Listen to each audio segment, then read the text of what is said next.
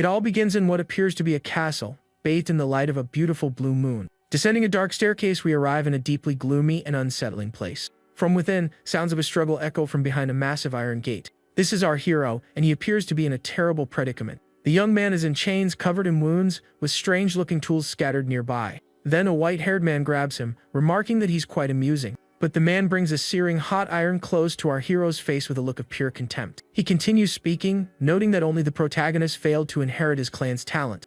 And without a shred of pity, he burns the chest of the utterly defenseless young man. Rian cries out in agony as he suffers at the hands of that maniac. The villain muses that even cursed and talentless, the boy's life is incredibly stubborn. Rian can barely speak, beginning to plead for something as he lies on the floor. With tears welling in his eyes, the young man begs the man to finally end his misery. The man scoffs, claiming he can't understand him and should have left his tongue unharmed. He had hoped to extract something from the sermon bloodline, but now he was just bored. Turning away, he tells the protagonist not to perish just yet, because the house still needs him. But in truth, he reveals he's been celebrating the fall of the sermon house for 3 years. Rian hangs there from the chains, completely broken and devoid of hope. The only illumination comes from the moonlight filtering through the cell's window. Alone and forsaken in that dungeon, our hero remains amidst the chaos. He then recalls that 3 years have now passed since his capture. He remembers his home, the great and highly respected Sermon family. His family stood as the primary line of defense against the monsters threatening the kingdom. These ghastly creatures would emerge from the Shadow Zone to invade the continent of Drea. And among the 5 great houses of the continent, his was the most significant of all. The Sermon House was known to everyone as the strongest and most celebrated in existence. But everything changed when his father and older brothers vanished without a trace. Seizing the moment, the Phaidon House saw a golden opportunity to attack and claim everything. They wasted no time in destroying our hero's family to steal their sacred blessing. What they coveted most was the legendary dragon's blood, a power only the Sermons possessed. Anyone born with this blood would become a 7th Circle Archmage by just 10 years of age, and upon reaching 15, they'd already be highly skilled master swordsmen. But our protagonist was not so fortunate, for he was born under a curse. Rian was the ill-fated heir born unable to wield magic or master the blade. For this, he laments, thinking that if he hadn't been cursed, everything would have turned out differently. Had he possessed strength, the Phaidon House never would have succeeded in destroying his family, and he wouldn't have had to endure all the experiments and torment from Sons Phaidon. But suddenly, the young man's thoughts shift, and he momentarily stops his lamenting. He is so utterly exhausted that he can no longer even muster regret for what transpired. In that moment, he feels something shift, and a colossal beast materializes in his mind. Rian senses his life is about to fade, and a strange energy emanates from him. Tears stream down his face, for he can finally rest in peace. Through his blurry vision, he spots small creatures watching him from the darkness.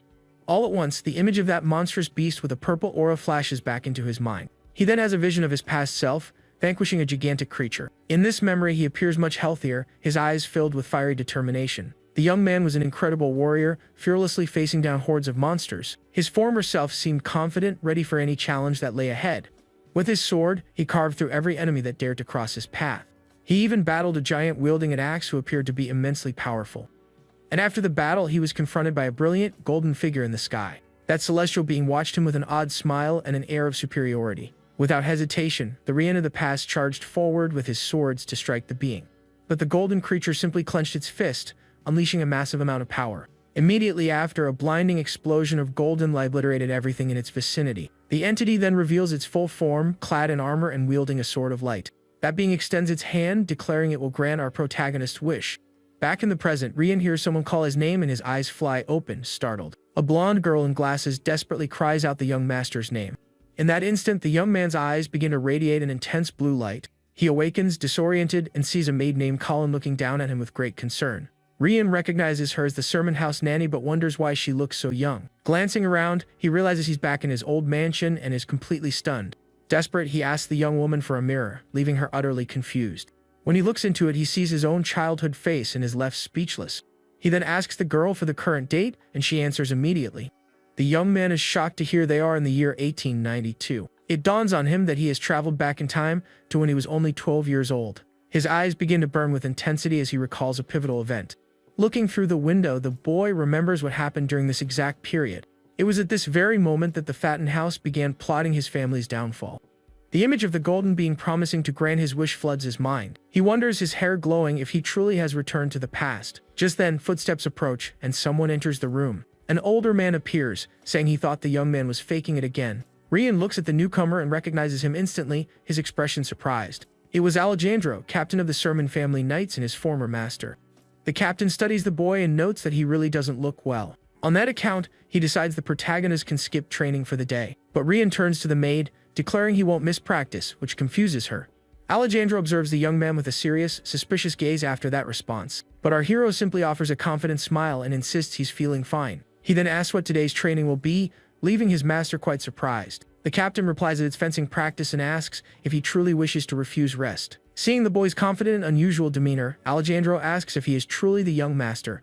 With conviction, the young man clenches his fist and confirms that he is, without a doubt, Rian's Sermon. His master wonders if this is a wish or a regression, but ultimately decides it doesn't matter. The young man, sword in hand, suggests they skip training and go hunt monsters instead.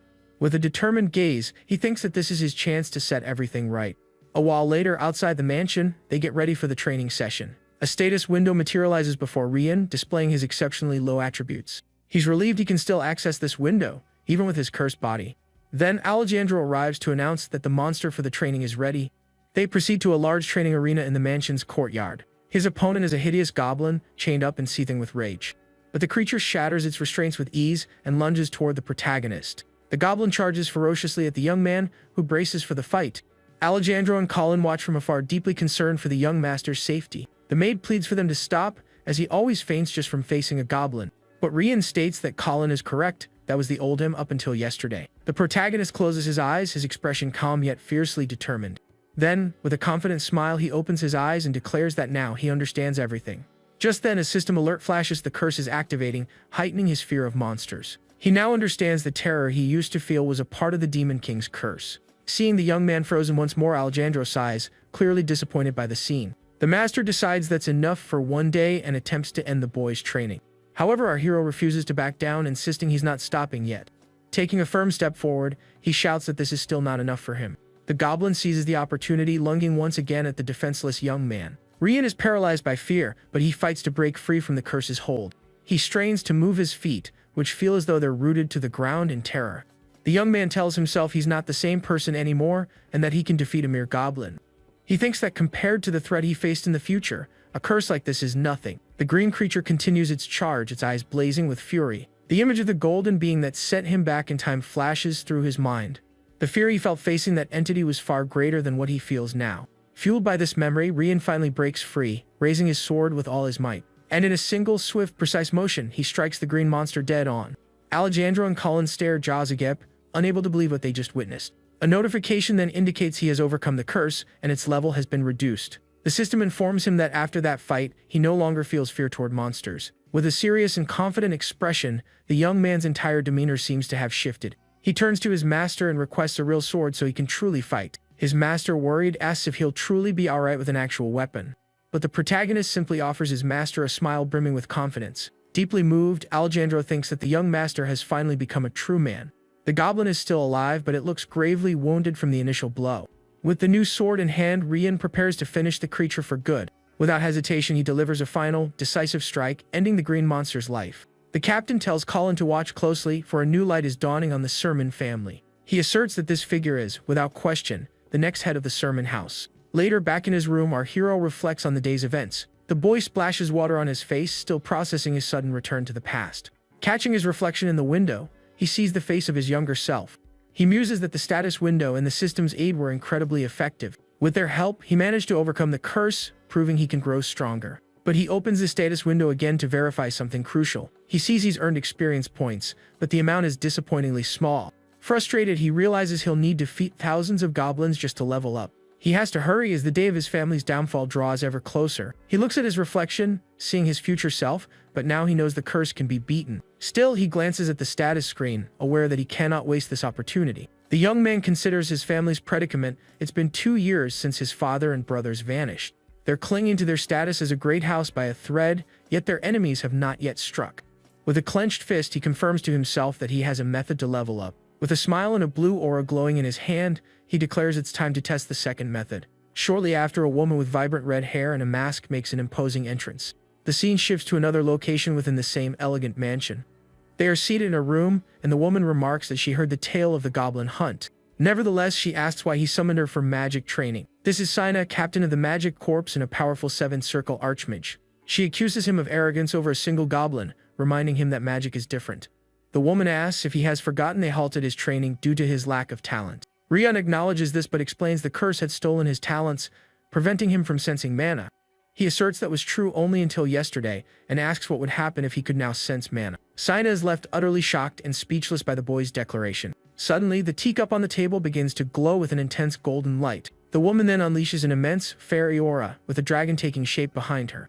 She tells him he can open his eyes now, for she has drawn something only visible with mana. Saina challenges him to describe what she drew if his claim is true. Rian calmly replies that it is a beautiful red dragon, leaving Saina stunned. He then asks if he is mistaken, and the woman stammers that he is not. She wonders how he changed so dramatically and how he saw the dragon through her complex formula. Desperate for answers, she demands to know how he suddenly overcame the family curse. The protagonist then says Saina's name, preparing to explain the situation. He states he cannot use the family's method for refining mana, and that is why he needs her help. The captain of the Magic Corps studies him intently, trying to understand his request. She knows mana refinement is an indispensable method for gaining power. But this would mean placing the young master's life entirely in her hands during the process. The young man just offers a tranquil smile as if unconcerned by the risk. She asks if he intends to perish, and the boy replies that he couldn't resist her power anyway. With a serious gaze, he affirms that she is the only person he can ask this of. He then recalls a time in his past life when they were ambushed during a battle. In that memory, the woman was grievously wounded but continued to fight with immense bravery. Even with her body pushed to its limit, she shielded him until the very end without a moment's hesitation. Back in the present, our hero looks at his master with absolute confidence. Extending his hand, he says he trusts her more than anyone else, and she agrees to help. The young man then removes part of his clothing, preparing for the refinement ritual. As he kneels, a strange mark on his chest begins to glow, along with a blue aura enveloping his body. Saida announces she is beginning, and a pink mist starts to fill the room. Saida employs the blue earth refinement method, a technique known only to the direct hairs. The protagonist remembers training with this method in Adian to become stronger. The mage chides him, urging him to focus as the process is extremely dangerous. She warns him of the intense pain he will feel, and that he must not make a sound or move. With a stern look, she says that if it becomes unbearable, he must consider stopping the ritual.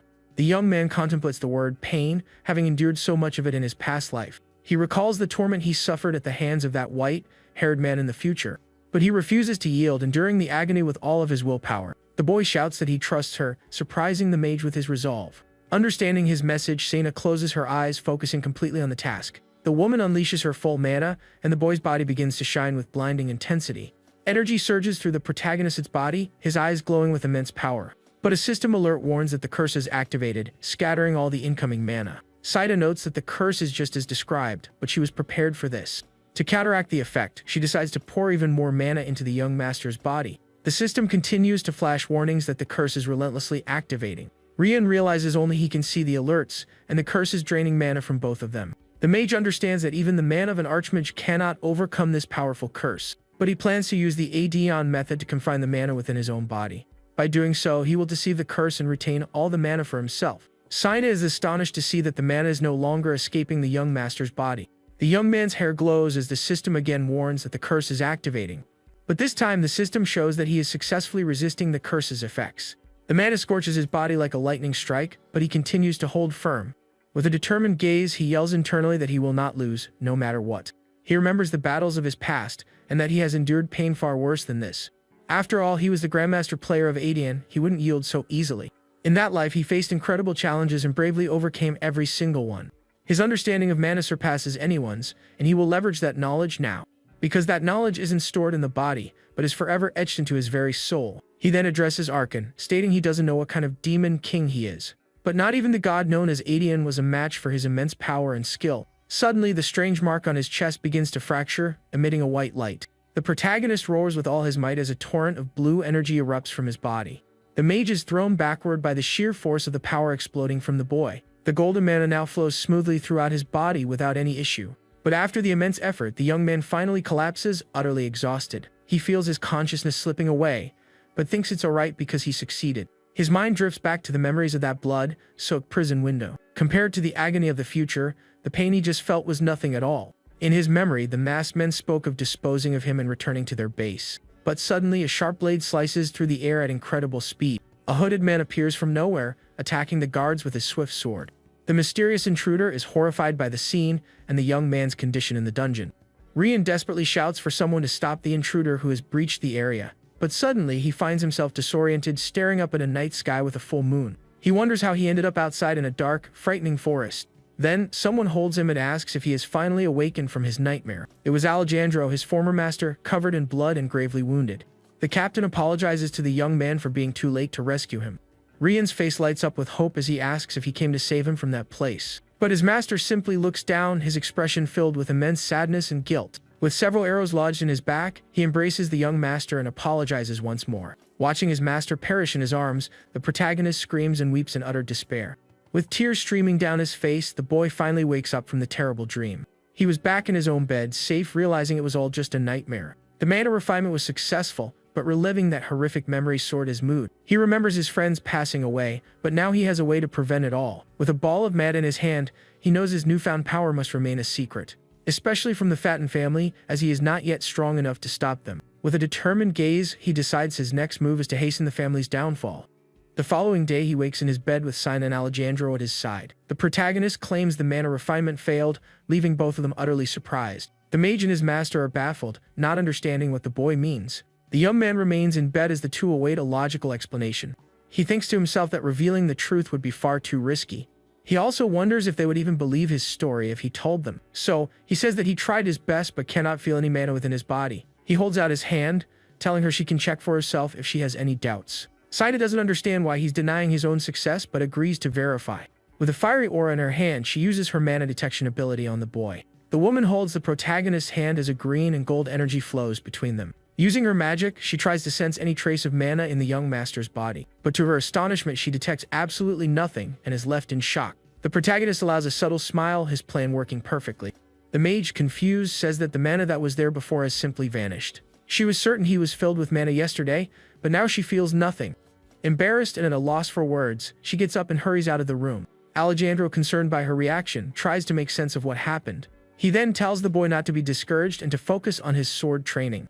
But the protagonist replies that he can't do that again, as it was too difficult. Alejandro is left shocked and speechless by the boy's unexpected response. He is so stunned he looks as though his soul has left his body. Time passes and autumn leaves drift down upon the grand family mansion. 2 months go by, and the winter snow begins to blanket the entire estate. The maid Colin waits anxiously outside the master's room. She is saddened that the young master has once again not left his room. With the head of the house away, the lady is the only one struggling to hold everything together. A butler then asks if the boy will be staying in his room again today. He remarks that it's been 3 months since the young man last listened to the captain. Another maid comments that in the end it was all just a passing dream. But Colin defends the young master, insisting he was only trying to live up to expectations. She shouts that their gossip is only hastening the ruin of the sermon house. For it's not just within the house he's called useless, but throughout the entire kingdom. The young woman is incensed that they would call a 12-year-old boy such cruel names. But the other staff members retort that the servants are resigning one by one. They then turn to Colin, asking what she plans to do about the situation. Elsewhere, the protagonist is dining and notices something off about the meal. He notes the declining quality of the food, a clear sign of financial trouble. With a wicked grin, he thinks that everything is proceeding exactly as he planned. He reflects that his past self would have squandered the family's fortune trying to save it. But now, with his experience from Adian, the protagonist has a much better strategy. He will wait for the perfect moment when his enemies lower their guard, and then he will strike. The family's downfall began with the disappearance of his father and older brothers. The once bustling training grounds are now nearly deserted. All that remains are a few untalented knights and servants unwilling to work. Even the nobles who once sought to befriend the next leader have ceased their visits.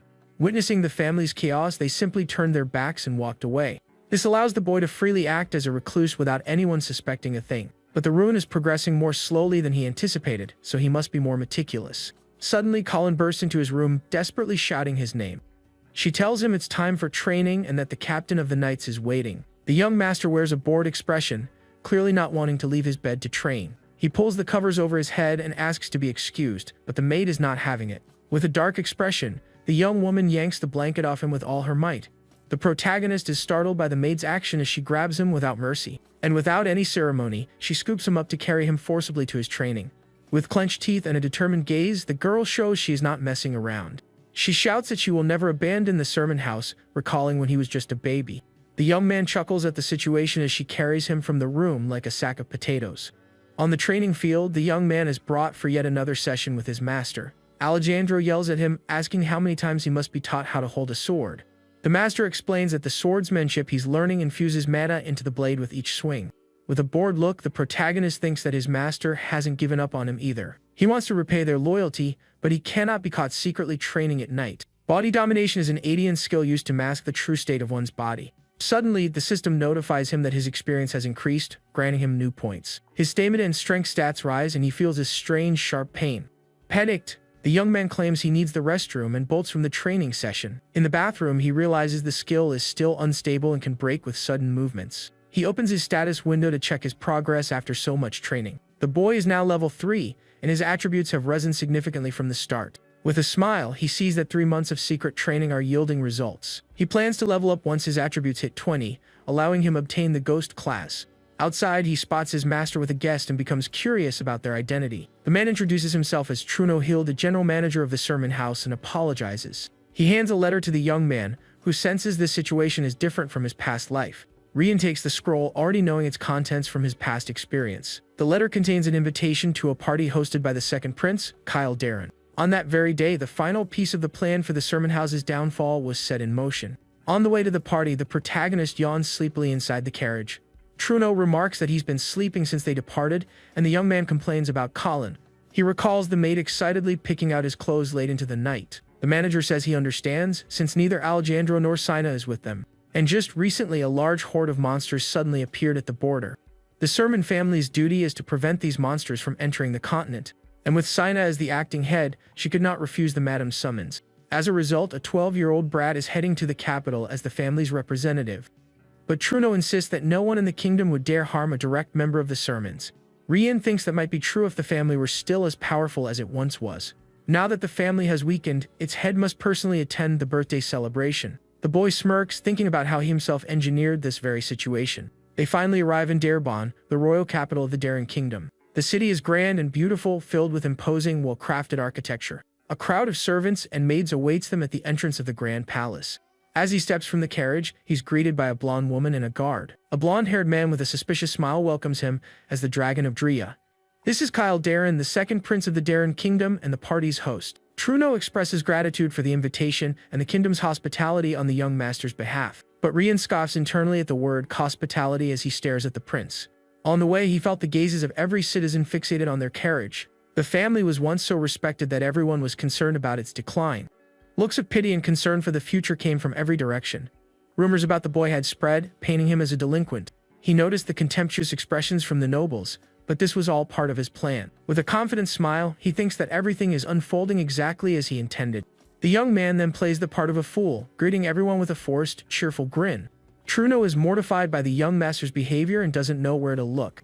The other party guests laugh and mercilessly mock the boy's predicament.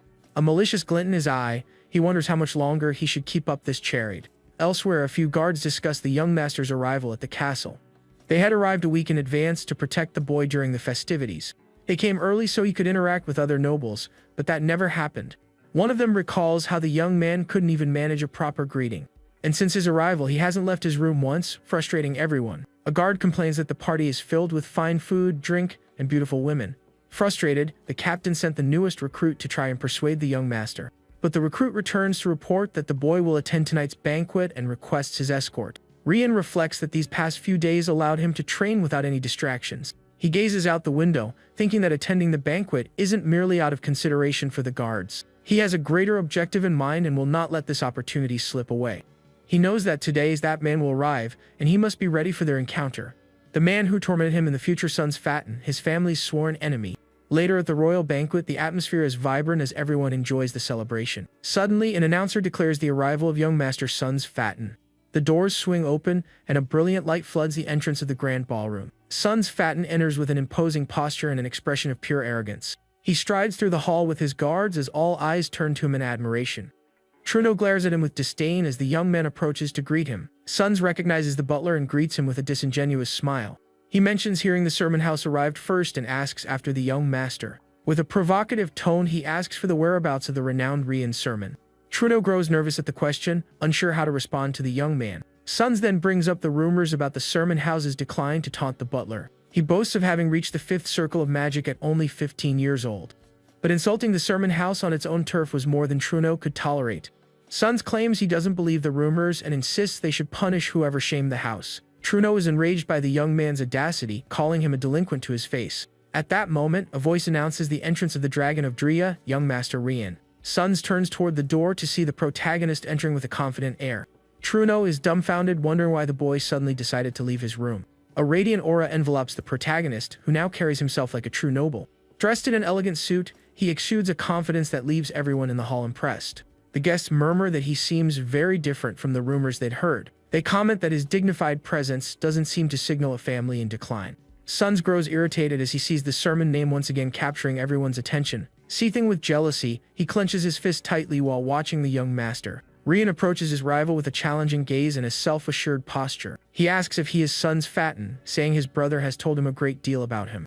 Truno is taken aback to hear the name Lat's the family's fourth and missing son. Other guests also begin to whisper about the boy's vanished relative. Son's flustered, replies that he also knows a few things about the young master. But Rian cuts him off, saying his brother described him as an exceptionally kind person. He praises him, noting that even after leaving the academy within months, his reputation was stellar. A provocative smile plays on his lips as he turns to his rival, who is simmering with rage. The protagonist recalls how he supposedly protected a bullied classmate at the academy, and how he also helped a female student who was being harassed by others. Sons grows increasingly furious with each mention of his fabricated good deeds. The young man continues his taunts, mentioning something about his brother's knees. Truno then interjects, saying he heard Sons brought excellent medicine for Laths. The butler says the captain had a message, but he seems to have forgotten it. Rian leans in close to his rival and whispers something in his ear with a smirk. Angrily, Truno pulls the boy away, telling him to stop staring at his rival. With a blue aura flickering in his eyes, the protagonist is relishing Sons' reaction. Sons is infuriated by the insult, unable to believe the young master's nerve. His eyes filled with hatred, he wonders how Rian dares to threaten him like this. But our hero ignores him, thinking that Sons needs to become even more enraged, for his enemy's anger is a crucial seed for his grand plan. Later, in his quarters, Sons is completely consumed by a fit of rage. He smashes a vase on the floor, screaming that the banquet hall is not a battlefield. With hate-filled eyes, he curses Rian, recalling what the boy said about Raz. At the academy, everyone knew of Sons' reputation and feared him for his power. But in reality, he was expelled, and his family hushed up the incident to prevent a scandal. The humiliation from that time was never meant to be revealed to any outsider. Sons trembles with fury, remembering the day he was confronted by Raz. Raz accuses him of crossing a line, facing him with an arrow of crackling thunder. Desperate, Sons tries to explain, claiming he didn't know the girl was his girlfriend. But Raz admonishes him for using magic to harm a fellow student. With a cold glare, Raz threatens his life if he doesn't offer a sincere apology. Humiliated with tears in his eyes, Sons is forced to kneel and beg for forgiveness. That day, Raz uses thunder magic and shamed him in front of everyone. Back in the present, Sons screams with rage and frustration at the memory. He declares the plan must proceed, and that he needs to silence Raz's younger brother. A wicked smile spreads across his face as he imagines the terrible fate awaiting Rian. Sons proceeds to a dark room and summons someone for a secret meeting. The doors open, and a mysterious shadow enters the room to meet with the young man. Sons is surprised by who is there, commenting on the unexpected encounter. With a serious expression, he realizes this midnight meeting is of the highest level. The figure in the shadows is Truno Hild, the head butler of the sermon house, and its betrayer.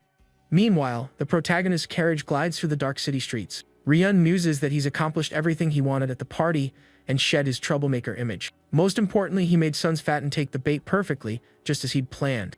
Truno praises the boy, saying his appearance at the party was remarkable and restored hope.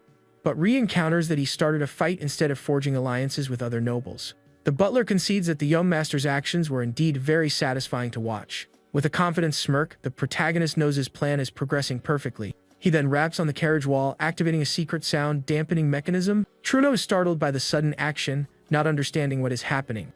Rian looks at him with a serious expression and asks about that spark of hope. The butler is alarmed, realizing the boy has engaged the carriage's soundproofing. With a cold gaze, Rian says that if he truly believed that, he shouldn't have betrayed the house. The butler is terrified, breaking into a cold sweat at the young master's accusation. Desperately, he asks what the boy means, only to be told his crimes are grave. The carriage continues its journey under the moonlight as the tension thickens.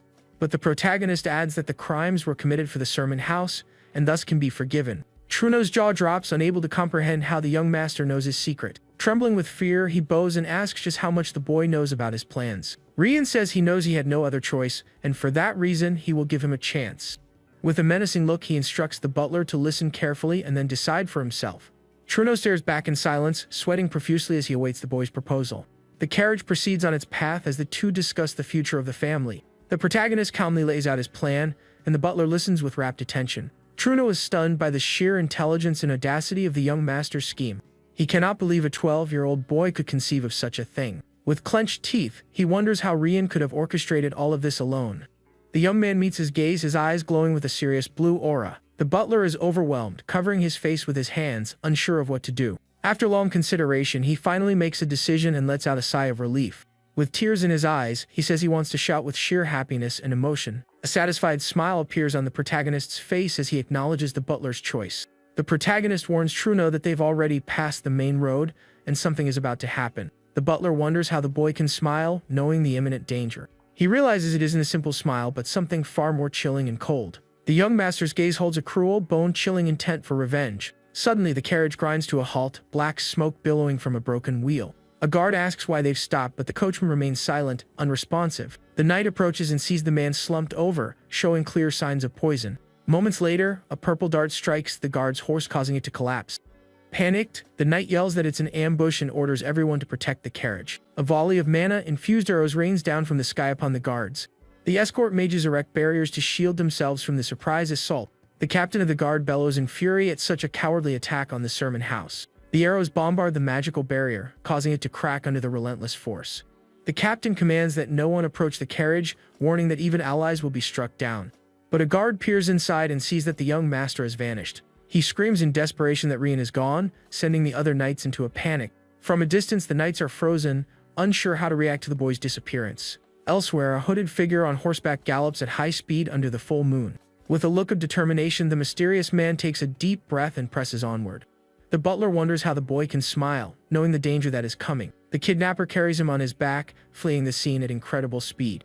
The system alerts him that multiple status abnormalities are being activated in his body. He wonders how much time has passed, noting the numerous spells cast upon him. He knows that by now, the family guards must be in absolute chaos. In his past life, his kidnapping led to the family's ruin as everyone abandoned their post to search for him.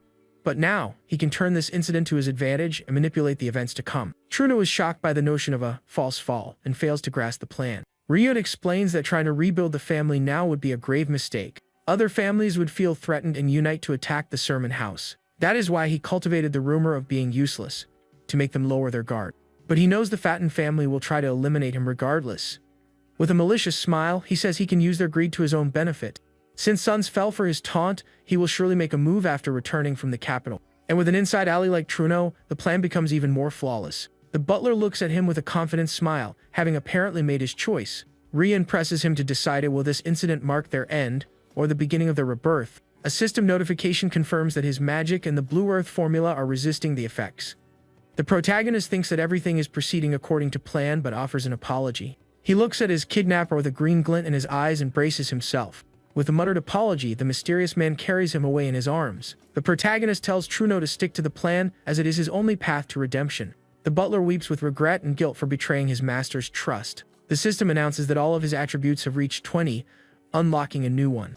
With his eyes glowing, he thinks that the first condition for growth has been fulfilled. In a dark forest, a group of cloaked figures waits for someone. The kidnapper arrives with Rian in his arms, reporting a successful mission. Sons Fatten emerges, revealing himself as the mastermind behind the young master's abduction. He expresses surprise at seeing Truno himself selling out his young lord. Truno insists Sons' words are unfair, he simply did what was necessary. But the young man scoffs, telling him he must accept the consequences of betraying his master. With a smirk, he hands over a scroll containing the information he promised Truno. Truno asks if the information is reliable and Sons confirms its authenticity. The Asen family is known for contract hits, but they also deal in valuable intelligence. The scroll contains details on the whereabouts of the missing heirs. Rian now understands why Truno betrayed the Sermon family. The butler did all of this in an effort to find the protagonist's older brothers. With its vast financial resources, the Fatten family outbid everyone for the information. Sons dismisses Truno, calling him a traitor and declaring his part is done. The butler pleads with him to keep his promise and not to harm the boy. With a wicked grin, Sons vows the young lord will return home without a single scratch. As Truno departs, a guard asks if they should take care of him, but Sons refuses. He explains the butler is already a condemned man, the Sermon family knows of his betrayal. For his grand plan to succeed, Truno must return, and everything has been set up for that. A guard asks if he will handle the service, and Sons confirms he's been waiting for this moment. In a dark dungeon illuminated by moonlight, the protagonist finds himself once again. Sons grabs him by the hair, asking if he finally grasps the situation.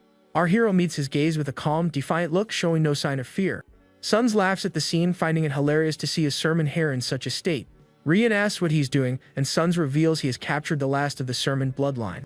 The boy threatens him, but Suns just scoffs, recalling the taunt in the banquet hall. He asks if Rian is threatening him again, staring down him with contempt. A confident smile remains on the protagonist's face as he continues to stare back in silence. Sun says that while he may have heard many things from his brother, he doesn't know the full story. He asks if Rian knew that he was the one who wanted his father and brothers to vanish. Enraged, he kicks the boy, demanding to know how he dares to mess with the Fatten family. Sun strikes the protagonist, reprimanding him for his audacity and attitude. The young man endures the blows, a green glint shining in his eyes. With a malicious grin, Suns reveals that Truno sold him out for information on his brothers. He shouts that no one is coming to save him and that this is all part of his master plan. This kidnapping is the cornerstone of the impending war between the Fatten and Sermon families. With disdain, Rian thinks that Suns talks far too much for someone in his position. A confident smile on his face, the protagonist unleashes a green aura and prepares to act. Suns is stunned to see energy radiating from the young master's body. The boy activates a magic circle, and a brilliant green light floods the dungeon. The magic circle expands, creating a powerful seal around the entire area. Suns shields his face, terrified by the unexpected magic from the boy he'd underestimated. The green energy envelopes Suns' entire body as he struggles to comprehend the situation. Rian declares he has awaited this day since his return to Drea, and now he will have his revenge.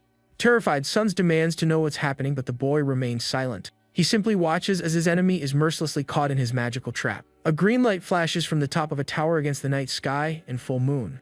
Rian's magic ensnares Suns, lifting him into the air and rendering him completely helpless. Suns screams in desperation, asking why nothing is happening to him. He assumes the boy did all this just to buy himself a few extra seconds. Rian approaches, calls him an idiot, and reminds him of something important. He looks down on him with a serious expression and a contemptuous smile. The protagonist says he talks too much, and now it's time to pay for his crimes. Green energy tightens around Suns' neck, and he begins to suffocate from the magic. He coughs, feeling a terrible pain in his throat, unable to draw a breath. In a panic, Suns realizes he can no longer speak and begins to freak out. Rian reveals he used a magic circle of silence to seal Suns' ability to cast spells. He asks how it feels to be a mage who cannot conjure a single spell. Suns tries to use a purple magic to break free but is unable to cast anything.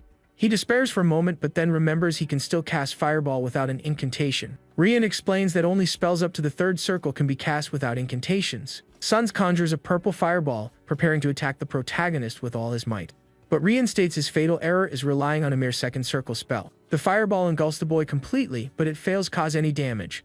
With a wicked smile, Suns thinks his father would forgive him for breaking one of the boy's legs, but he is astonished to see that his attack had absolutely no effect.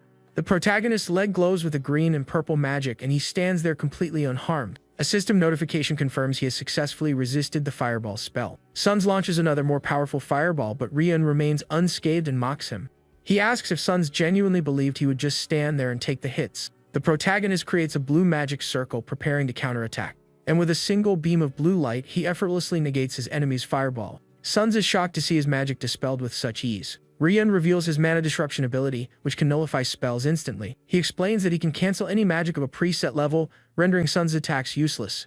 With his teeth clenched in rage, Suns cannot believe he has been so thoroughly defeated.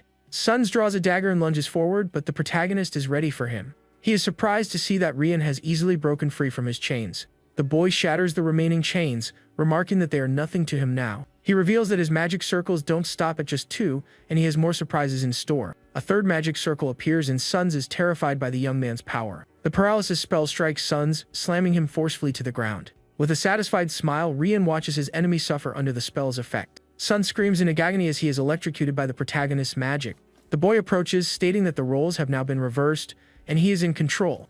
He looks down at his fallen rival, savoring this moment of sweet revenge. Sometime later, Suns awakens, disoriented to see Rian sitting before him. He groans in pain, unable to move due to the paralysis spell. The protagonist asks if he's awake, then casually comments on the dagger he carries. Suns struggles against the chains but finds himself completely immobilized. He is shocked to realize he cannot break free from the restraints at all. Enraged, he yells at the boy, only to realize his voice has returned to normal. He notices the chains are made of simple iron, not mana-suppressing metal, which irritates him further. Suns attempts to use his wind/magic to sever the chains, but Rian attacks him, asking if he really took him for a fool to try something so obvious. Suns groans in pain, wondering how the boy attacked him without a magic circle. Rian asks if Suns truly thought he would imprison a mage without any countermeasures. With a smirk, holding a dagger, he reveals he has drawn a magic circle directly on Suns. He then slashes Suns with the dagger, activating the blood magic circle. Suns is horrified and terrified by what the protagonist has done to him. A blood magic circle materializes on his chest, a forbidden and excruciatingly painful art. Rian explains this magic is cast while the victim is kept fully conscious. He recalls that Suns did the very same thing to him when he was only 12. Desperate, Suns demands to know how he knows this spell and why he can wield mana. The young man replies that it is all thanks to the memories and experiences from his life in Adian. 3 months ago, he focused on leveling up his concealment skill to train in secret. Acquiring other skills was simple, thanks to the secretive circuits he had learned. Every skill has a unique circuit, and mana is injected into it for activation. As a master player, he can perceive these circuits and remembers every skill. Therefore, he doesn't need to study or practice repetitively to acquire a new skill. For him, training is merely a shortcut to rapidly increase his strength. Using his concealment skill, he left the mansion and set up traps to catch Suns. Rian states the magic circle was meant to amplify the pain Suns had planned to inflict. With the blood-stained dagger in hand, he declares that now Suns will feel that very same pain. An explosion of red light illuminates the tower as the protagonist's vengeance begins. Suns screams, pleading for it to stop as the pain from the magic circle is unbearable. Dagger in hand, Rian asks with a smile if they should call it a day. Suns weeps in agony, trying to speak but barely able to form words through the suffering. The protagonist turns his back, and Suns attempts to warn him of an approaching danger. He yells that Patton's men will arrive soon and that Rian must escape. The boy asks how he knows reinforcements are a week away, startling Suns. Rian reveals that he knows Suns ordered his men to return in a week to torment him. Suns is shocked, realizing the protagonist was not unconscious the entire time. But Rian adds that, knowing his personality, he wouldn't have genuinely warned him of danger. With clenched teeth, Suns realizes he has been deceived and has fallen right into the boy's trap. The protagonist mentions the Fatten family's direct unit, the Fingers of the House. Desperate, Suns shouts that he is telling the truth and that reinforcements are on their way. But Rian ignores him and delivers a punch to his face, silencing him for good. The blood magic circle on his chest glows intensely as the torment resumes. The boy tells him to continue screaming, promising not to touch him again for the rest of the day. Sun screams Rian's name, his voice filled with all the hatred and pain he feels. The protagonist prepares to welcome the guests who will be arriving shortly. He must get ready to face the elite of the Fatten house, and there is no room for error. A week later, under an orange sky, the reinforcements finally reach the location. The hooded men ask if this is the place, and one of them confirms it with certainty. A week has passed since Suns abducted the boy with no contact since. The team leader asks if anyone else has approached in the last week. The guards report that no one has, and they have been monitoring all passages. With a purple aura, the leader worries that Suns may have gotten carried away with the torment. He grabs his staff, recalling that the order was to bring the sermon brat back alive. He announces he is going in, but a guard tries to stop him to no avail. The leader asserts that the family head's orders are absolute for the Fingers, and with his purple magic, he obliterates the dungeon door in an explosion. He decides to enter alone, ordering his men to wait outside.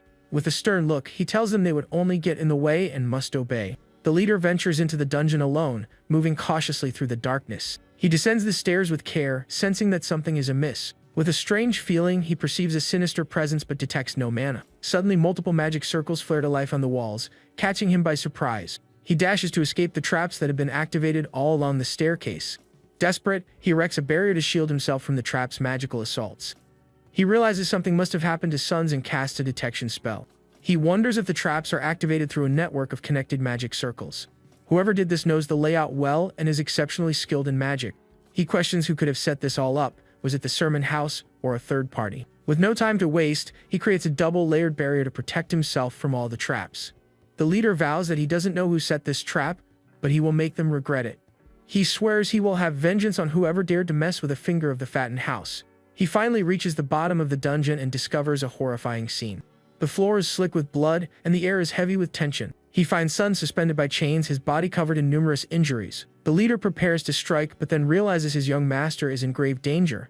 With his magic, he attempts to free Suns from the chains holding him aloft. The purple energy shatters the restraints, and Suns collapses to the floor, completely broken. The leader rushes to his side, asking what transpired in this dark place. Suns weeps with pain and humiliation for being defeated so shamefully. The leader examines the injuries and recognizes the magical signature of Suns Fatten. He wonders what happened here, then spots the protagonist tied up in a corner. Desperate, he pulls out a recovery potion to save his young master. He knows this is risky, as the enemy has not yet been revealed and could strike at any moment. The leader realizes that rescue is not the enemy's sole objective, there is something more. He understands the boy is bait, but he cannot abandon his mission to save Suns. Suns points toward Rian, stating that he was the one who left him in this deplorable state. With hatred in his eyes, he confirms that the one responsible for all this is Rian's sermon. The leader turns to the protagonist with a serious and deeply suspicious look. He decides to use a 7th circle spell to ensure the boy remains immobilized. But Rian says he is being overly cautious and surprises him with an attack. The leader launches a fireball but then notices the boy is no longer bound. He wonders if it was an illusion spell and prepares himself for combat. The leader's incantation is abruptly cancelled, causing him to suffer a painful backlash. Rian taunts him, saying a great mage like him should recover quickly. The boy reveals he used clones to distract him, and that he should have dealt with him first. Furious, the leader uses his staff to create a powerful purple magic circle. He is incensed that Rian would dare use illusions against a master of illusion magic.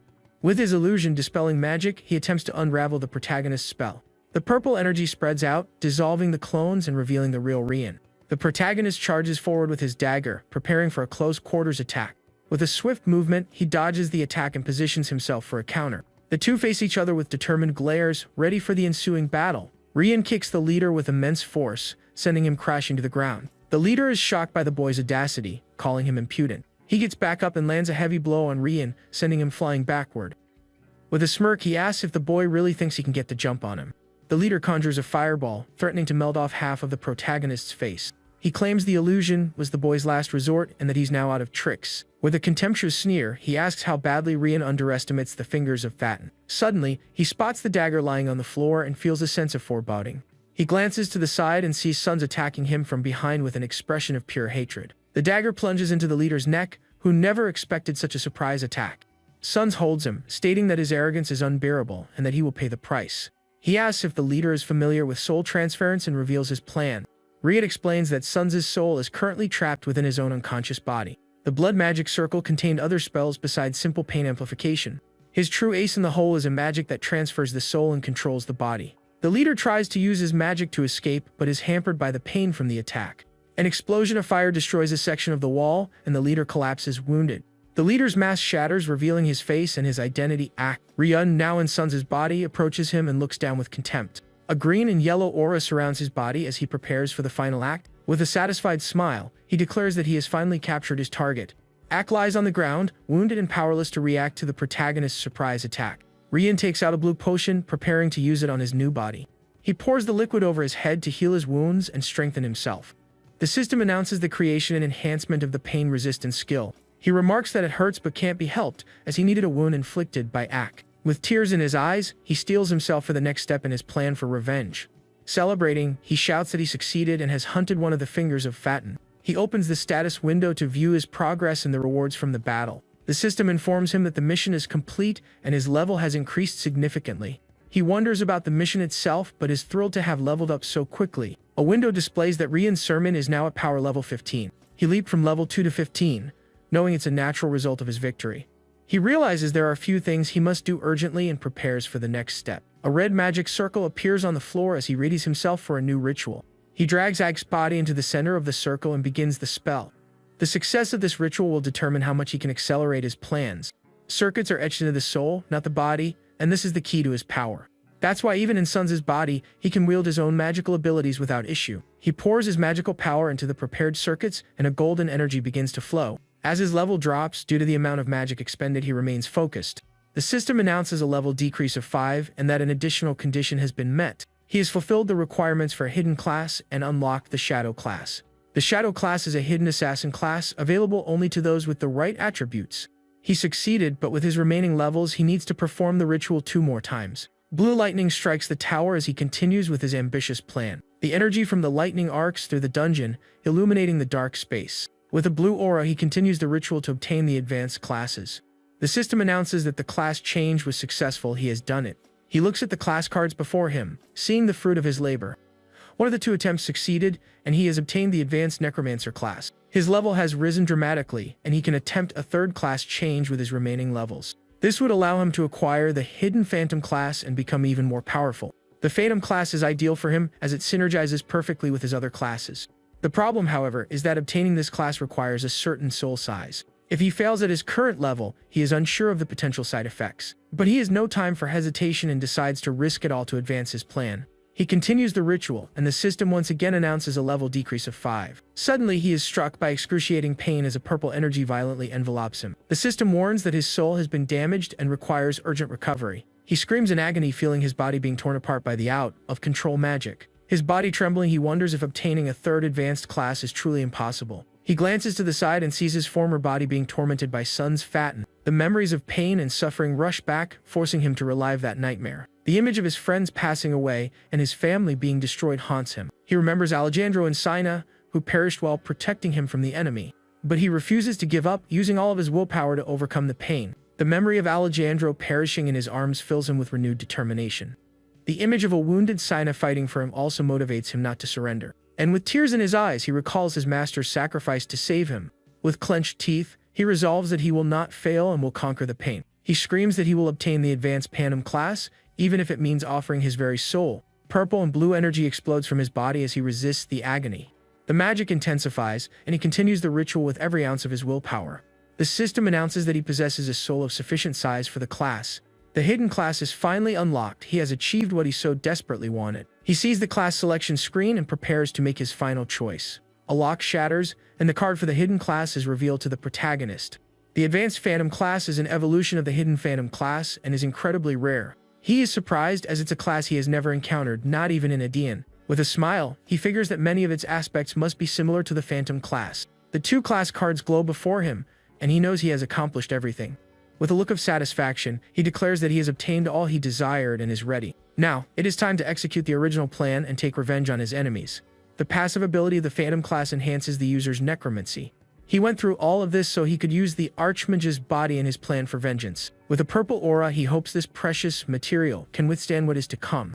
If he succeeds, he can drastically shorten the timeline for his revenge. The system announces that Lich creation has been activated, and the ritual commences. Aki's eyes glow with an intense purple light as he undergoes the transformation. But the Lich creation fails and a special undead creation is activated instead. With wide eyes, Ryun is taken aback by the unexpected outcome of the ritual. A purple shadow emerges from Aki's body and begins to take on a new form. The dark energy coalesces, creating an imposing and terrifying figure. A creature clad in black armor with a purple aura materializes before Ryun. The system announces the successful creation of a special, powerful undead. A window appears asking if he would like to name his new creation. An explosion of purple light illuminates the tower, catching the attention of the guards outside. The guards are startled by the blast and wonder what is happening. Desperate, one of them shouts, asking for the whereabouts of young Master Sons. They find the area destroyed and worry about what might have transpired. Ryun and Sons' body appears, carrying his former body over his shoulders. The guards cry out their young master's name, relieved to see him alive. He claims that Ak was responsible for everything, deceiving the guards with his performance. Angrily, he shouts that one of the fingers of Fatin betrayed him and attacked him in the dungeon. He says he trapped Ak with an artifact, but that the seal won't hold for long. Ryun orders his men to buy him time to escape and return to his family. He promises that if they can hold Ak until reinforcements arrive, they will be greatly rewarded. The guards remain behind to fight as Ryun flees with his former body. The guard narrating the story says that was the last time they ever saw the young master. At a military encampment, soldiers prepare for their next mission. A man named Pyres receives a report from his subordinates regarding the incident. Pyres is a 7th Circle Mage of the Fatin family, an exceptionally powerful man. He is intrigued to learn that no trace of Ak was found at the site. He crumples the report in anger, unable to believe what he has just read. With a furious expression, he wonders if the contents of the report are actually true. He asks the guards if they are the only ones who know what happened that night. A guard confirms they are but is promptly silenced by a surprise attack. A blast of red energy strikes him, and he collapses lifeless in front of everyone. The guard beside him screams in horror at seeing his companion taken down so suddenly. Pyre states that Sons' disappearance is a major problem for the family. And if word gets out that one of the fingers was involved, it will be even worse. A guard tries to stop him, but Pyres continues on his path without hesitation. He moves to attack the last survivor but is intercepted by a new adversary. A mysterious knight attacks him with his sword, preventing him from finishing the guard. With a blue aura, the knight prepares to battle the 7th Circle Mage. A white and blue energy envelops his body as he readies himself for the fight. The mysterious knight faces Pyres and the guards with a defiant look. With eyes glowing with rage, he vows to eliminate all of them right here and now. He accuses them of starting this war and demands they produce young Master Ryun. Pyres realizes this isn't a mere suspicion but a firm conviction of their guilt. He points to the suspicious structures and the underground facility they've uncovered. Pyres claims he doesn't know where the Sermon family head is, adding that Sons is also missing. He asks for their cooperation in the search, but Alejandro angrily tells him to shut his mouth. A purple-haired man appears, joining the tense discussion with a serious expression. Alejandro unleashes his blue aura, declaring he will not allow them to disturb the scene. He prepares to fight with his full strength to protect the area and his honor. The purple-haired man unleashes his pink aura, readying himself for the confrontation. Trudeau watches from a distance, hoping the situation doesn't escalate further. Sina appears suddenly, scolding the butler for speaking out of turn. With a furious gaze, she calls him a traitor and looks at him with contempt. She says that if it weren't for the young master's message, he would already be a pile of ashes. With a fireball in her hand, she orders him to stay quiet unless it's about the search. Trudeau reveals that the young master said he would leave a trail to be found. He explains that if it were easy to find, the fattened hounds would have located it by now. The boy had said that only the blue earth refinement method could detect the trail. Sina concentrates, using her magic to sense the resonance of the mana refinement. A sphere of green energy glows, revealing the exact location of the trail. Sina finally finds the trail and prepares to follow the young master's clue.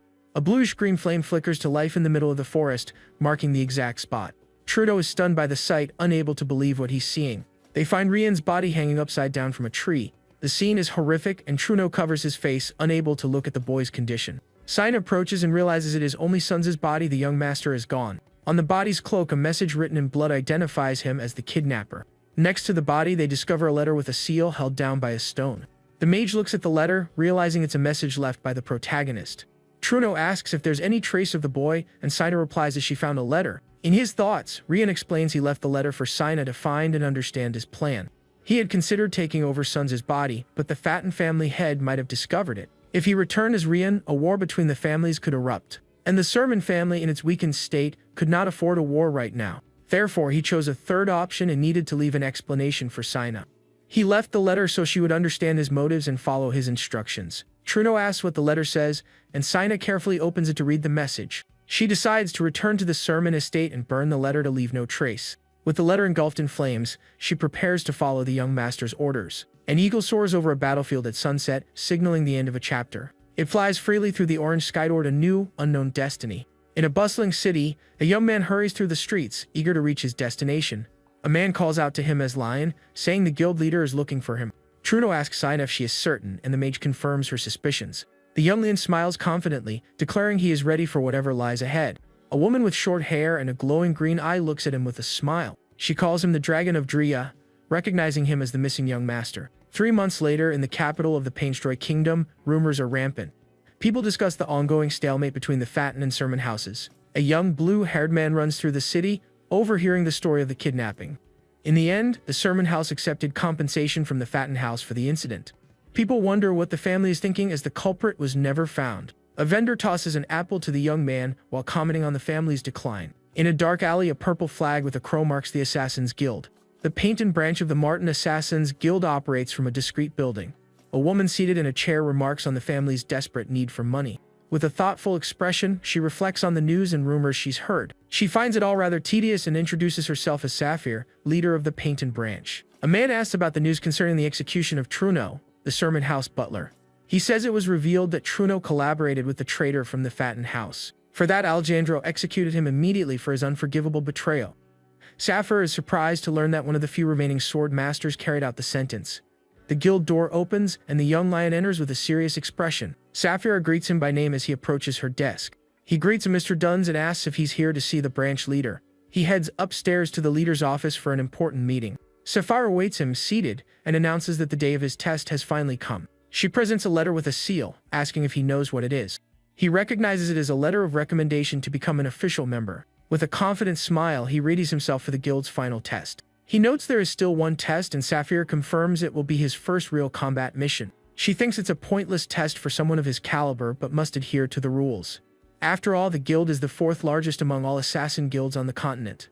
The young man faces her with a serious, determined gaze, ready for the challenge. She praises his talent, stating he's become the youngest official member in 100 years. He humbly replies that it's nothing compared to her, a second-class assassin.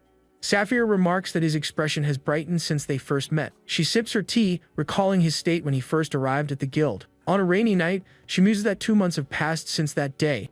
That night, the guild door had opened, and a mysterious young man appeared. He arrived in silence at the Assassin's Guild, an organization unknown to the general public. He offered a vast sum of money and made a request for a hit. With a determined look, he paid a fortune to have his request granted. Sapphire was intrigued by the boy, his confidence, and his fearless demeanor. The young man looked out the window with a smile and made a most unusual request. He said he heard the guild accepts any request, as long as money is involved. She admits she had a premonition that she would never again find such a unique client. The boy looked like a beggar but possessed great wealth, and his request was shocking. He asked for the guild to take him out. It would have been strange not to be interested. Lion says he will review the letter on his own and gets up to leave the room. He asks her to summon him when the test is ready, and Sapphire agrees. The woman watches him go, her mind drifting back to how it all began 2 months ago. A shadowy figure asks if she accepted him into guild based on a mere premonition. She denies it, explaining the boy entered the training program and completed it in just 1 month, a program that typically takes 5 to 10 years to finish. She asks if Carl has concluded his investigation into the young talent's past. The investigation reveals he has no surname and was raised by an unknown master. It also states he joined the guild to find information about his missing master. Thanks to this background, his skills were verified, and he passed the training rapidly. Carl confirms that all information regarding Lion is true and accurate. He says he visited the place where a lion used to live and found traces of someone. An abandoned house in the forest showed signs of recent habitation. But Sapphire says something else is more important right now and looks at him seriously. She asks about the possibility of Lion actually being the missing Rian's sermon. Carl falls silent for a moment, considering the leader's startling question. He recalls that a mysterious boy of the same age appeared around the same time. Sapphire wonders if it's truly a coincidence, feeling uneasy about the idea. But Carl insists the possibility is extremely low, as Rian is known to be weak. He explains that Rian possesses neither mana nor physical strength, and is considered the family's ruin. There's no way he could be the same person as Lion, who is a naturally gifted and highly skilled individual. Sapphire dismisses him, saying she can't waste a talent like him on trivial matters. A wisp of green smoke escapes Sapphire's lips, transforming into a small phantom. She orders Carl to find out about Lion's master, as he must be an extraordinary individual. With a green aura, Rian thinks to himself that her intuition is sharp and dangerous. He muses that the necromancer ability is quite convenient for gathering intelligence. But Sapphire complains of the cold, and Carl wonders why she feels chilled despite her coat. Rian opens his status window to check his progress and new abilities. His stats are remarkably high, and he has several powerful skills at his command. With a determined look, he realizes the levels he consumed for the class change have been restored. He knows that investing magical power into body domination was well worth it. His ability has reached a level where it can deceive even second-class assassins. He remembers the creature he created from Aki's body that day. The creature asks if he wishes to give it a name, and the protagonist considers a response. He decides to name it Cornac, and the creature seems to accept its new name. With a green and purple glow, the creature bows before its new master. He analyzes Cornac's stats and skills, realizing it functions much like a player. He understands that he has created an undead being that can grow and become stronger. He wonders if this is the true power of the Phantom class and is deeply impressed. He examines the creature's circuit to better comprehend its abilities. With his glowing green eyes, he analyzes every detail of the magical circuit. He can perceive each component of the circuit and how mana flows through it. Suddenly, within the circuit, he discovers a hidden quest titled Avenger. He realizes there are hidden conditions that a player must find and complete, and that Corno is born from a combination of various skills and a hidden quest. He knows that splitting his experience points will be a burden, but it will be worthwhile. Under the full moon, he reflects that growth means looking toward the future. He sits atop a tower contemplating his next moves. With a serious gaze, he knows he must think about the future, not just the present. A man named Duncan approaches, asking what he is pondering so deeply. Rian replies he was thinking about passing the exam and becoming a guild leader. Duncan laughs, saying that with his growth rate, he might achieve that dream someday. But he warns that today there are 3 examinees, and only one can pass the test. The final test is to become an official member of the guild and a 5th-class assassin. Duncan introduces Pala, a competitor who eyes Rian with a serious expression. Next, he introduces Lip, another competitor who also gives him a challenging stare. Finally, he introduces Lion, explaining that whoever takes out the target becomes a member. With a serious look, Duncan declares the exam begins now, and the contest is on. The 3 competitors prepare for the mission, awaiting information on the target. One of the competitors reveals the target is Alrock, a 47-year-old merchant. He is always accompanied by 3 mercenaries, 2 warriors, and a silver-ranked mage. Rumors suggest he recently acquired a young, beautiful mistress. He visits his mistress's room every night, and the mercenaries do not stay nearby. Duncan commends their investigation and how they found a way to bypass the guards. But he asks what guarantee they have that the target will visit the mistress's room tonight. He questions if they, as trainees, can handle the guards on their own. Duncan explains this is precisely why the guild gathers intelligence and plans meticulously. He then turns to Rian, asking if he would like to share his findings. With a confident smirk, Rian asks if he really needs to say anything. The other competitors and the instructor look at him with curiosity and expectation. Rian states he sees no reason to share intelligence, since only one of them will pass. The other competitors are irritated by his selfish attitude and glare at him angrily. He says he was never taught about camaraderie, which infuriates them even more. Duncan agrees with the boy, remarking that his response captures the essence of an assassin. He explains the importance of passing the test using the skills learned in training. and that the nature of assassins is to use others as necessary to ensure success. The other two competitors are left speechless and agree to proceed with the test. Duncan then announces that from this moment, they are free to take out the target. The three competitors leap from the rooftop, setting off on their mission with determination. Duncan recalls the hit request Rian made to join the guild. The request had mobilized 10 4th class and 3 3rd class assassins to hunt him. With a confident smile, Rian had accepted the condition of being taken on as a trainee. Duncan had thought he was insane, but the boy was determined to prove his worth. He challenged the assassins to find him within 10 minutes, but they failed miserably. After 3 days of searching, all the assassins admitted defeat to the young prodigy. They were impressed by his traps and tricks, praising him for his skill. Sapphire kept her promise and began training him personally from that day forward. She knew it was no easy feat to become an official assassin of the Martin Guild. The instructor thinks he might be witnessing a historic moment for the guild. Paula, one of the competitors, sprints across the rooftops with speed and agility. Paula disables the alarms, thinking he has successfully bypassed the mercenaries. But he is surprised to find more guards present than he had anticipated. An intruder is spotted, and the guards rush to apprehend her in the courtyard. Lip remains hidden, watching the guards pursue her rival with a smirk. She thanks Paula for making things easier and prepares to make her move. With a cold look, she thinks that if he hadn't been caught, she would have exposed him herself. The target had faced countless attempts on his life, always fleeing to the same sanctuary. And that sanctuary was his wife's room, the place where he felt most secure. Auroch's wife complains that she has grown tired of his betrayals and lies. She accuses him of bringing assassins to their home, her eyes filled with hatred. Desperate, he tries to explain, saying the room has special security precautions. Lip observes from a distance, noting that both the security and the number of mercenaries have increased. She senses 5 ordinary soldiers and decides a frontal assault is worth the risk. With a dagger in hand, she prepares to strike the target and complete her mission. Auroch sees her and yells for her to drop the dagger, warning that it's dangerous and she could get hurt. Suddenly, she is taken by surprise and retreats to defend against an attack. Auroch's wife lunges at him with a dagger, saying she has tried to endure for too long. She accuses him of taking money from her family again and says she can no longer bear his lies. Enraged, she says he used the money to buy gifts for his mistress.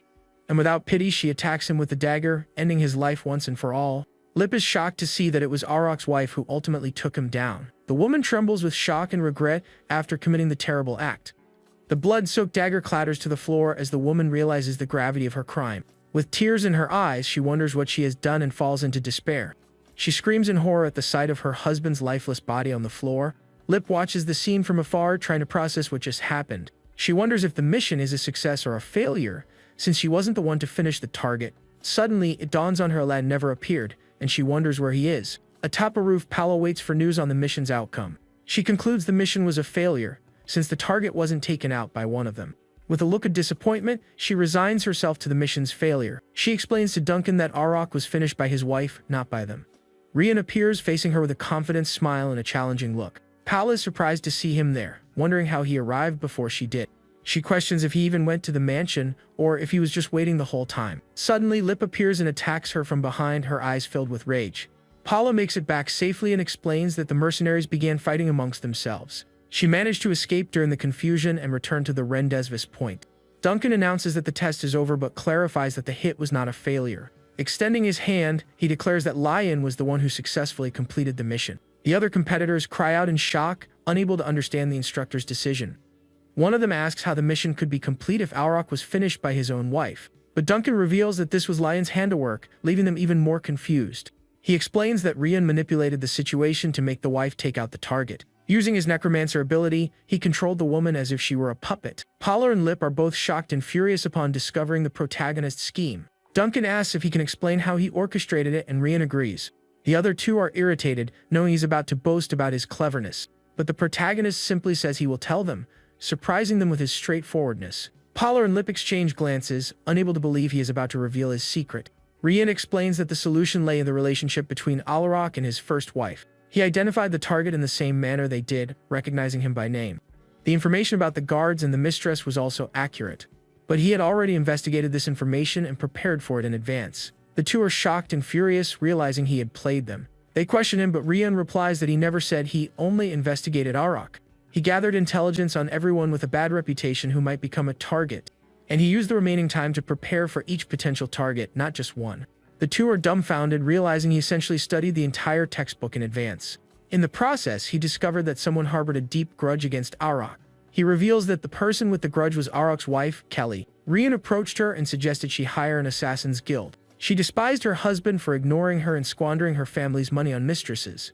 The boy suggested she bolster the security, which would frighten Alrock, and when he inevitably fled to her room for safety, she could play the victim. She could blame the mistress for the attack, and he would come crawling back to her, full of regret. Drowning in alcohol due to her husband's actions, she easily fell for the young man's plan. If things had gone as she'd hoped, her plan would have been a success. But Rian provided her with one final piece of information before the plan commenced. A letter revealed that the money for the mistress's gifts was taken from her own family's funds. Duncan is shocked, realizing the entire exam was in the boy's hands from the start. Lip is terrified by the protagonist's intelligence and manipulative skill. The two competitors wonder if they were unknowingly cast as the target's mistresses, but Duncan says one detail doesn't fit and questions the boy. Rian admits he provided a little help to ensure the plan's success. He mixed a potion into the household's drinks to influence the wife's emotions. He also mixed the potion into the mercenary's water supply in case of casualties. The potion had the effect of clouding judgment and inflaming anger. His competitor realizes that the fight among the mercenaries was also Rian's doing. He says he didn't want a guildmate to perish, so he offered a helping hand. The other competitors are stunned by Rian's confident demeanor. They are speechless, realizing he had foreseen and manipulated every variable. Duncan concludes that everything unfolded precisely according to the protagonist's plan. He states that a hit isn't just about wielding the knife and congratulates Rian. The instructor informs him he will receive an additional payment from Kelly for his services. Rian explains that only they know Arak was finished by his wife, not an assassin. Kelly would pay to cover up her crime and pin the blame on assassins. Duncan is impressed by the young assassin's intelligence and cold calculation. The other competitors realize he is on a completely different level. They concede it's better to aim for second place than to compete with him. Duncan dismisses the two, telling them to return to the guild and asks to speak with Lion alone. The two leap from the rooftop and depart, leaving the instructor and the protagonist by themselves. Duncan remains silent for a moment before addressing the boy. He reprimands him for making an ordinary woman bear the guilt of ending her husband's life. He states the guild creates assassins, not monsters who manipulate innocent people. But re-encounters that he also saw her as an ordinary woman until he learned the truth. He reveals that every mistress Arak ever brought home was taken out by Kelly. Duncan is shocked to learn that Arak had ruined countless lives through his dealings. Kelly never acted directly but used her family's power to handle the women. The passings were covered up as disappearances, and the families were powerless to object.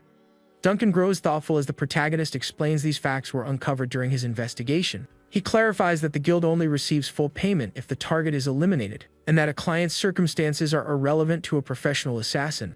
He questions whether conscience interfering with a hit makes it any less of a crime. Duncan is taken aback by the boy's philosophy and his perspective on their work. Rian states that Kelly didn't want to finish her husband with her own hands, and they simply fulfilled the request. Duncan asks if he believes conscience is unnecessary for assassins. The protagonist replies that to maintain one's humanity, one must grow and change things from within. He advises him not to dwell on it, as nothing will change as long as he remains in the guild.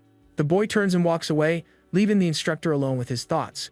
Back at the guild, Rian prepares for his graduation ceremony. He is now an official member and proudly receives his certificate. Sapphire congratulates him, declaring that he is now a 5th-class assassin. The system announces the mission's completion, and he receives his rewards. He levels up and completes a bonus mission for his exceptional performance. The other guild members applaud and congratulate him on his achievement. He has earned the respect of his competitors and the high expectations of his instructor. Sapphire explains that he can now take official contracts and request promotions. Rian asks about the requirements, and she says he needs a contract worth at least 30 gold. She is shocked when he reveals he already has such a contract, staring at him in surprise. Rian looks the guild leader in the eye and asks directly about the value of the Arak mission. The other assassins are stunned, wondering what he is doing. With a serious expression, the protagonist insists on knowing the mission's true value. Sapphire stares at him in silence, carefully analyzing the situation. She then reveals it was 10 gold as an advance, plus 10 upon completion. The other guild members continue to watch, now understanding his objective. At this, the instructor adds that he secured another 10 gold from Kelly for the cover. Up. Duncan's jaw drops as he realizes the boy had planned everything, right down to the extra payment. With a confident smile, the young man says that while it may have been a test, he handled everything. The other assassins remain dumbfounded by the boy's audacity and intelligence. He explains that he was the one who secured the contract, completed the mission, and collected payment. The young man then states that the 30 gold requirement for the first promotion has been met. The guild leader is furious at the rookie's attitude in challenging her so directly. Introducing himself as a 5th-class assassin, he requests a promotion to 4th class. Everyone in the guild stares in stunned silence at the audacity of his sudden request. Her eyes flashing with anger, she asks if he doesn't find that incredibly arrogant, but the protagonist just offers a confident smile, unfazed by her intimidation. She concedes that what he did was impressive, but he is looking down on them. The woman explains that the organization has rules and a protocol that must be followed, and becoming a fourth-class assassin is when one is considered a true professional. With a furious look, the leader accuses him of ignoring all of the guild's rules. She then admits his results meet the requirements, but that such actions create enemies. For that reason, the woman says she will pretend she never heard his request and attempts to dismiss him, but the protagonist refuses and with a purple aura, states that he will not withdraw his request. The leader becomes irritated, shouting that to survive here, he needs a bit of tact. At this, Duncan, the instructor, intervenes, asking to speak with the branch manager. The three stand there as the instructor prepares to give his opinion. The woman allows him to speak, and he says that Lion is qualified for the promotion exam. He continues, explain that the young man does not look down on them, but there is something he held back during the test. The leader is intrigued by her subordinate's words, while the young man offers a slight smirk. The man reveals that he didn't use his physical abilities, but rather his intellect and strategy. The boy's former rivals look bored as he won using only his intelligence. But the fourth-class test is impossible without physical strength, making this the perfect opportunity to evaluate him. The other members recall how he deceived them with traps and tricks during recruitment. With a slight smile, the woman considers for a moment and finally agrees with the instructor. She permits the exam but warns him that even the best assassins risk their lives. With a serious and intimidating gaze, the guild leader asks if he is prepared for that. The protagonist then shakes the woman's hand, sealing the agreement between them. With a look full of confidence and a wicked smile, he confirms that he is ready. Outside, the guild's headquarters stands quietly under a purple sky, awaiting the next challenge. Later, in a tavern, Duncan remarks that the boy is a master at keeping everyone on their toes. Seated at a table, he says the protagonist acted far too hastily. One of the girls suggests he must have his reasons and wonders if he has a plan. Then, a waitress brings more drinks, and someone mentions the test won't be for another month or two. Duncan offers to train him, but Rian declines, saying he plans to rest until the day of the exam. The idea of resting instead of training leaves everyone completely shocked and confused. He then says he will be away from the guild and asks if he can leave the territory. The instructor confirms, and the young man says he'll return before the exam to check the schedule. Duncan is left pondering the boy's attitude, wondering what his plan is now. With a confident smile, the young man simply wipes the foam from his drink off his lips. The instructor then raises his mug, proposing they drink all night to celebrate. Outside the guild, one of the girls advises Rian not to drink too much, given his age. But the protagonist thinks that free time like this won't come around again anytime soon. He knows that from fourth class on, he will have to accept contracts constantly without a break. And since the target is now a branch chief, he must seize this chance to go. Later, the young man travels alone, stopping on a mountain to gaze at the horizon. His destination is the Perilous Shadow Zone, a perfect location for his secret training. With a smile and a green aura, he faces the land of demise, ready for the challenge. Elsewhere, a luxurious carriage travels at high speed through the night. It is heavily escorted by numerous knights, protecting it from any potential danger. Leading the escort is a young pink-haired knight mounted on a fine white horse. Suddenly, he spots something on the road and halts his horse with a surprised expression. They find a hooded traveler sitting in the middle of the path, blocking their way. Irritated, the knight yells at the figure, demanding to know what they're doing just sitting there. The protagonist turns slowly to face the noble who questions him with such arrogance. With a subtle movement, he reveals a sliver of his face to the curious knight. And in an instant, the boy moves, positioning himself directly in front of the noble's horse. With a pitiful expression, he claims to have twisted his ankle and needs help getting to the next village. The pink-haired knight is annoyed by the boy's audacity and calls him a brat. He threatens him, saying if they were in a hurry, they wouldn't hesitate to run him down. But the protagonist just offers a slight smirk, as this is all part of his plan. The young man points out that, judging by his tone, they aren't in a hurry and aren't even on the main road. The noble is shocked by the young man's astuteness and glares at him with intense anger. Then, with a lost puppy dog expression, Rian pleads for help for the poor boy. The knight and his horse share a bored look, unsure how to react to the scene. From inside the carriage, a female voice instructs someone named Keenel to let the young man in. But the knight refuses, shouting that there's no way he's doing such a thing. The voice then suggests he put him on his own horse if he doesn't want him in the carriage. With no other choice, Keenel takes the boy on his horse, who flashes a victorious smile. Now, with an unexpected ride, the protagonist continues his journey in a new fashion. One of the knights teases Keenel for having to carry the boy on his horse. The noble then asks the young man's name, and he introduces himself as Rian of Fainton. The protagonist thanks the young lady in the carriage, saying he owes his life to her. Keenel tells him to be grateful he encountered her, and Rian gives a mocking smile. In his thoughts, he reveals it wasn't luck but a calculated plan to accompany her. He had been researching the route and noticed the Rose family would be taking the same path. They lived in a remote area, but with the death of the family head, she was forced to flee. Her guards were not true knights but mercenaries hired for her protection. One of the mercenaries laments the young lady's situation and the hardships she faces. But with a smirk, Rian thinks that the fall of the Rose family was due to the sermons. One of the guards is shocked to hear this, unable to believe the information. In his investigation, he had uncovered everything about the family head's demise and the Harris's exile.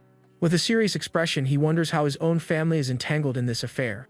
One of the knights mentions hearing a rumor about the incident between the families, and the rumor alleges that the sermons eliminated the chief to hide evidence of collusion. Under the light of the moon, the caravan stops and the knights set up camp. While some rest by the campfire, others tend to the horses. With a thoughtful expression, Rian sits alone, observing the scene from a distance. He moves closer to the carriage and continues his silent vigil throughout the night. The protagonist now has a new objective: infiltrate the group and uncover the truth. Under the moonlight, our hero analyzes the information he has gathered so far. He understands the fall of the Rose family is a direct result of the conflict between the Sermons and Fattins. The connection began when the Rose heir became a knight of the Sermon house. But he was defeated by monsters, and the Sermon house pledged to support the Rose family. The Ani family, displeased by this, then allied with the Fattins to exploit the situation. They fabricated a story blaming the Sermons for the tragic end of the Rose family's head. The Rose family discovered the truth but lacked the power to challenge the Fattins. Consequently, they lost their leader and were forced into exile in the kingdom of Darren. Very few people knew the truth behind this entire political conspiracy. The young Harris could only rely on Canil and the few loyal servants who remained. And with such a small entourage, the journey into exile would be incredibly dangerous. Throughout the night, one of the guards stands watch, protecting the camp from attack. Inside the carriage, the young Saint Enro sleeps, unaware of the dangers that surround her. Someone comments on the strange way the son of the Ani family had been looking at her. Canil then says angrily that the true culprits are the Fattins and the Anis. He reveals that their request for asylum was only granted with the help of the Sermon house's manager. Rian listens intently to everything while eating his soup by the campfire. The noble says the Sermon family used what little strength they had left to help them. The other knights are moved and raise a toast in honor of the Sermon house. One of the guards then offers the young men another serving of soup, which he readily accepts. The guard apologizes, but Rian says the story was interesting to listen to. He then asks if it's alright for him to travel with them and share in these stories. The guard laughs, reminding him that he was the one who blocked their path, begging for help. Canil says it's fine, adding that he seems more at ease now after getting things off his chest. But one of the knights remarks that the one who suffers most in this situation is the young Saint in Rose. Rian silently agrees, knowing the real problem is the family's Harris. He realizes the knights don't grasp the severity of the situation they're in, nor do they sense the danger that draws closer with each passing moment. The Ani family won't be satisfied with merely eliminating the head of the Rose house, especially the second son, who has already had 3 hit requests on him rejected. He is a brute who preys on the weak and poor, and all requests against him were refused, and because he's paranoid about his own safety, he is nearly impossible to get to. If someone like that has his sights set on Saintin, they cannot remain idle. Suddenly, the protagonist senses a strange presence and glances toward the cliff. In a swift motion, he slips away from the camp and dashes into the dark forest. He realizes they are being followed and decides to take action to protect them. Instead of fighting directly, he decides it's more efficient to set traps to delay their pursuers. One of the guards sees him returning, covered in dirt, and asks what happened. With a smile, the young man claims he slipped while relieving himself in the woods. The guard tells him to rest since he's injured, and Rian sits down, dagger in hand. He thinks that he has set enough traps and gathered the information he needed. And with a smirk, he says he considers this payment for the soup he ate. The next day, the sun rises and the caravan prepares to continue its journey. Rian thanks them for the ride, and Canil asks what a boy is doing so close to the Shadow Zone. The young man replies that he works as a merchant and plans to buy materials to sell. One of the knights then asks if this is where they finally part ways. At that moment, the protagonist receives a potion as a gift from the young Harris. The potion is to help heal his wound, which is not yet fully closed. He is surprised to learn that the young lady in the carriage was concerned about him. From within the carriage, Saintin Rose observes the young man with a gentle gaze. Canil says that thanks to him, they were able to enjoy a moment of peace on their journey. With the potion in hand, the protagonist looks toward the carriage with gratitude. He offers his thanks and says he will be staying in Darren, but the knight tells him not to seek them out. One of the guards remarks that the captain may seem rude, but he's a good man deep down. Canil gets irritated by the comment and orders everyone to move out at once. The caravan departs and the young man watches them disappear down the dirt road. With a smile, he looks at the potion he received as a gift from the young Harris. And without a second thought, he opens the vial and drinks the entire potion. The potion's energy courses through his body, strengthening him for what lies ahead. With a single leap, he sprints at high speed toward his next destination. Suddenly, he hears the thundering of horse hooves approaching rapidly. A group of riders gallops down the dirt road, kicking up a cloud of dust. With a surprised look, the protagonist realizes the pursuers have arrived. He counts 6 pursuers, 2 common mercenaries and 2 novice swordsmen. The 2 knights appear to be the weakest of the group but still pose a threat, and to complicate matters, there is a mage who will undoubtedly be difficult to deal with. The last of them conceals his face, but he is certain it is a powerful noble. And with a wicked smile, the second son of the Ani family leads the assault party. Garuda Ani, the man he investigated, is here to wipe out the Rose family. He gallops past the protagonist at high speed, completely unaware of his presence. With a determined look, Rian knows he must act quickly to save them. The dust kicked up by the horses envelopes the young man as he prepares for the confrontation. He follows the pursuers from a distance, realizing they are stronger than he anticipated. His traps were not enough, and he laments getting into this mess over a single bowl of soup. But suddenly he feels a strange power emanating from the potion he drank earlier. He discovers the potion was worth at least 20 silver, a very expensive gift. With a smile, he appreciates the young lady's kindness and wonders what she was thinking. He knows the Rose family stands no chance against such a formidable enemy. They will take Sainton and mercilessly eliminate the rest of her guards. But he decides this is an advance payment for his services and prepares to intervene. He knows that if he pursues them directly, more innocent people could be harmed. So he uses a magic circle and summons his creature to aid him in battle. With a green aura, he gives Kornak its first mission: protect the Rose family. Far away, the caravan proceeds peacefully, unaware of the approaching danger. Suddenly, Kino feels something is wrong and halts his horse with a sense of foreboding. He looks back with a worried expression and orders everyone to quicken their pace. One of the guards is confused by the sudden order, but the noble offers no explanation. He informs the young lady in the carriage they will be moving faster and asks her to hold on.